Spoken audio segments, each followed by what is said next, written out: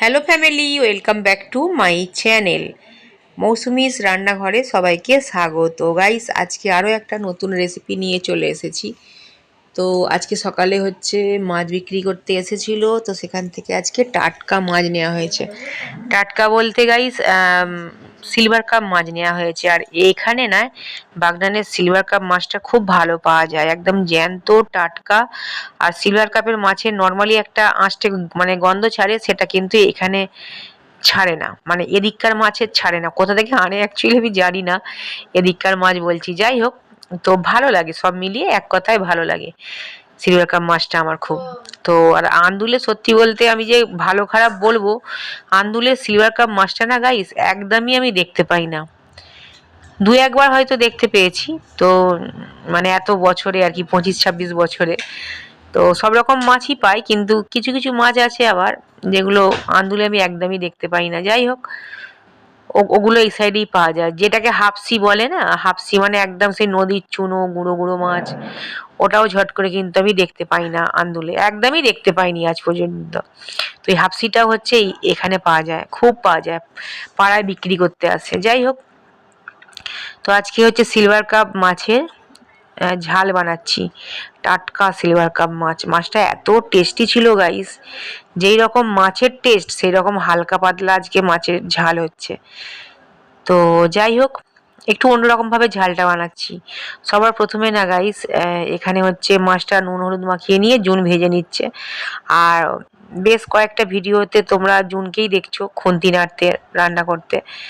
জোগাড়ে আমি হেল্প করে দিই, রেসিপি আমার থাকে, কিন্তু খুন্তি নাড়ে জুন। তো তোমরা জানো সেটা, যে জুন কেন এখন খুন্তি নাড়ছে। যাই হোক, প্রতিদিন আর এক কথা কি বলবো, তাই না?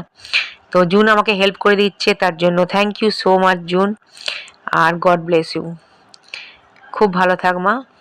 আর যাই হোক, মাছগুলো ভাজা হয়ে গেছে। আর মাছ না, তোমরা মানে অনেকে আছে যারা কাঁচা মাছ মানে পছন্দ করে। তো এই মাছটা এতটাই ফ্রেশ ছিল, এটাকে যদি কাঁচাও রান্না করা যেত খুব ভালো লাগতো। কিন্তু সত্যি বলতে কাঁচার থেকে না গাইস, ইলিশ মাছটা কাঁচা তাও খাওয়া যায়, কিন্তু কাঁচার থেকে যে কোনো মাছ আমার আবার একটু ভাজা হলে ভালো হয়। মানে একটু কড়কড়ে করে ভাজা মাছ আমার খুব পছন্দ, যে কোনো মাছ। যাই হোক, তো এখানে একটা মানে মশলা দিলাম, বাটা মশলা। তো সেটা আমি বলে দিচ্ছি, তার আগে বলি আমি এখানে নুন দিলাম, বাটা মশলা দেওয়ার পর নুন দিলাম, হলুদ দিলাম। তো মাছ ভাজার তেলটাতেই কিন্তু আমি মাছের মশলাটা রেডি করছি। মাছ ভাজার তেলেতেই যদি তোমরা গাইস মাছের মানে গ্রেভি করো, তাতে মাছের গ্রেভির টেস্ট কিন্তু খুব ভালো হয়।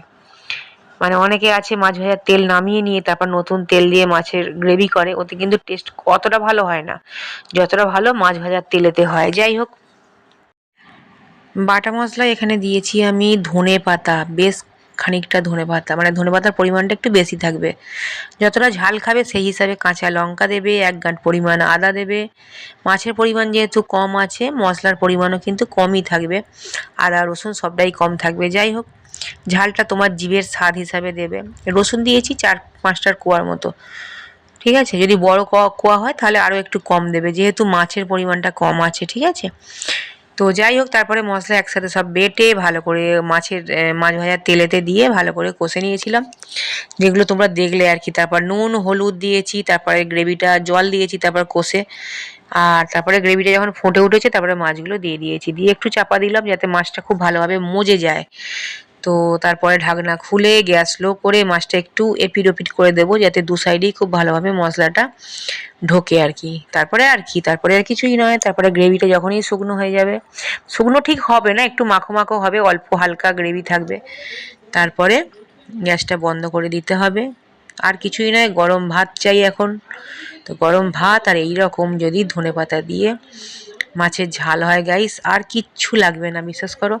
ঝালটা খুব ভালো হয়, খুব বেশি মশলাও তো লাগে না বলো, একদম হালকা পাতলা, দারুণ খেতে হয় এটা।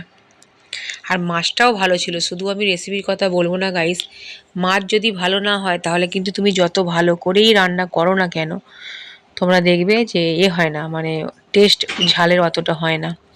যাই হোক, খুব সুন্দর একটা দেখো কালার চলে এসেছে, সবুজ সবুজ কালার। আজকের মতো বাই, চলে আসবো নতুন কোনো রেসিপি নিয়ে। থ্যাঙ্কস ফর ওয়াচিং গাইস, আর অবশ্যই গরম ভাতে ট্রাই করবে।